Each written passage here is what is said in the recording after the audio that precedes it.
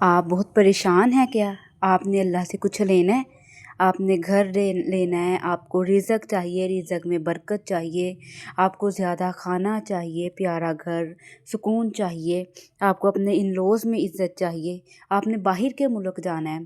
آپ کو اللہ تعالیٰ سے اولاد چاہیے، کچھ بھی چاہیے آپ کو، اللہ سے اللہ کی رضا ہی چاہیے، کچھ بھی چاہیے تو کیا میں آپ کو ایسا عمل بتاؤں جو نبی علیہ السلام نے کیا؟ اور انہوں نے وہ اس کا قرآن میں ذکر آتا ہے، اور وہ عمل چاہے آپ 2 منٹ کر لیں، چند سیکنڈ کر لیں، 5 منٹ چاہے کر لیں، چاہے وہ عمل آپ 1 گھنٹہ کر لیں، لیکن آپ کی نیت اگر خالص ہے تو چاہے آپ نے 2 منٹ بھی وہ عمل کر لیا تو آپ کا وہ عمل قبول ہوگا، اور اللہ تعالیٰ سے جو وہ آپ نے مانگا ہے وہ آپ کو ضرور ملے۔ تو بتاؤں اب آپ کو، قرآن پاک میں آتا ہے کہ جب زکریہ علیہ السلام نے اپنے اللہ سے دعا مانگی، اپنے اللہ کو پکارا، آتا ہے کہ اللہ تعالیٰ زکریہ علیہ السلام کو اولاد چاہیے تھی، ان کی بیوی بڑھاپے میں تھی، وہ خود بڑھاپے میں تھے، ان کی بیوی بانجھ تھی، تو انہوں نے اللہ پاک سے دعا کی، ان کو اللہ سے اولاد چاہیے۔ اور قرآن پاک میں اس طرح سے ذکر ہے کہ جب زکریہ علیہ السلام نے اللہ تعالیٰ کو پکارا مطلب کہ جب اللہ تعالیٰ سے دعا کی، ازنادا، جب پکارا، جب دعا کی۔ اب ہمارے نبی نے کیا بتا دیا ہمیں، نبی علیہ السلام نے،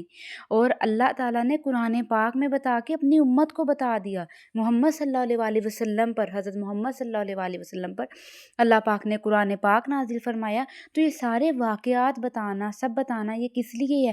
تاکہ جو اللہ کو پتا تھا میرے بندے ہیں وہ کمزور ہیں، بہت پریشان ہو جائیں گے، اور وہ میرے سے کچھ مانگنا چاہیں گے، تو اللہ نے قرآن میں بتا دیا کہ زکریہ علیہ السلام نے جو عمل بتا دیا۔ آپ کیا کرتے ہیں کہ آپ یوٹیوب نکالتے ہیں اور بہت بڑے 1 گھنٹے کے وظیفے نکالنے لگ جاتے ہیں۔ ٹھیک ہے، آپ کوئی بھی وظیفہ کرنا ہے کریں، لیکن سب سے آسان جو اللہ نے بتا دیا، نماز پڑھیں، اپنی نماز کے بعد اللہ سے دعا کریں۔ زکریہ علیہ السلام نے جیسے اللہ کو پکارا، اللہ سے دعا کی، اللہ نے ان کی دعا کا جواب دیا، اور اللہ تعالیٰ نے زکریہ علیہ السلام کو اولاد عطا فرمائی، ان کو یحییٰ علیہ السلام عطا فرمائی، اور وہ بڑھاپے میں۔ دیکھو اللہ تعالیٰ نے تو آپ کو بھی رب کیا چاہیے؟ آپ کو رزق چاہیے، آپ نے باہر کے ملک جانا ہے، آپ نے اپنے بیٹے بیٹی کا رشتہ کرنا ہے، آپ کو اللہ سے اچھا، اب دعا کرنی ہے کہ آپ کو اچھا رشتہ مل جائے۔ آپ رشتے والیوں کو کہتی ہیں اور وہ طرح طرح کے رشتے اٹھا کے لے آتی ہیں، آپ پریشان ہو جاتے ہیں۔ تو میری بہنوں، میرے بھائیوں، شہزادیوں، آپ اللہ سے دعا کرو، دعا کر کے دیکھو، اچھی نیت کے ساتھ، نیک نیت کے ساتھ، تہجد میں اٹھ جاؤ، تہجد میں اللہ سے مانگو، جب ہر طرف خاموشی ہوتی ہے، اللہ کے بندے سو رہے ہوتے ہیں اس ٹائم، اور کوئی نہیں ہوتا آپ کی بات سننے والا سوائے اللہ کے۔ اللہ سن رہا ہوتا ہے، کیونکہ اللہ ہمارے دلوں کے جانتا ہے، دلوں کے حالوں کو جانتا ہے۔ اور اچھا میری بات یاد رکھیے گا کہ جب اللہ تعالیٰ نے ہمیں کوئی چیز عطا کرنی ہوتی ہے نا، تو پھر ہی وہ ہمیں دعا تک، ہمیں نماز تک، ہمیں تہجد تک لے کے آتا ہے۔ اللہ نے ہمیں دعا کا طریقہ بتا دیا ہے۔ تو میری بہنوں، آپ اللہ سے دعا کرو، آپ کو کچھ بھی چاہیے،